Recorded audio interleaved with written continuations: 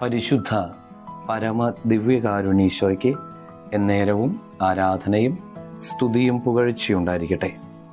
ഇന്ന് ഏപ്രിൽ മാസം 5-ാം തീയതി ഈസ്റ്റർ തിരുനാൾ ആഘോഷിക്കുന്ന ദിവസം. ഉത്ഥിതനായ ക്രിസ്തുവിൻ്റെ സന്തോഷം എല്ലാവരുടെയും ജീവിതത്തിലേക്ക് ഇന്ന് കടന്നു വരട്ടെ എന്ന് പ്രാർത്ഥിക്കുന്നു. മത്തായി സുവിശേഷം 28-ാം അധ്യായം 2-ാം വചനം ധ്യാനിക്കാം. കർത്താവിൻ്റെ ദൂതൻ സ്വർഗത്തിൽ നിന്ന് ഇറങ്ങി വന്ന് കല്ലുരുട്ടി മാറ്റി അതിന്മേൽ ഇരുന്നു. കർത്താവിനെ ആത്മാർത്ഥമായി സ്നേഹിക്കുന്നവർക്ക് അവിടത്തെ കണ്ടെത്താനുള്ള വഴി അവിടുന്ന് തന്നെ തുറന്നു തരും എന്ന് ഇന്ന് ധ്യാനിക്കാം. ഉത്ഥിതനെ കണ്ട മഗ്ദലേന മറിയവും യാക്കോബിൻ്റെ അമ്മയായ മറിയവും സലോമിയുമെല്ലാം ഉത്ഥാനാനുഭവം പങ്കുവയ്ക്കാൻ വേണ്ടി ഓടുന്നതാണ് നമ്മൾ കാണുക.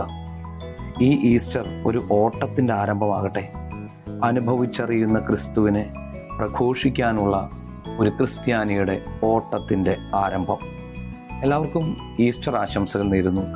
നമ്മുടെ കർത്താവ് ഈശോ മിശിഹായുടെ കൃപയും പിതാവായ ദൈവത്തിൻ്റെ സ്നേഹവും പരിശുദ്ധാത്മാവിൻ്റെ സഹവാസം ഉണ്ടാകട്ടെ ഇപ്പോഴും എപ്പോഴും എന്നേക്കും. ആമേൻ.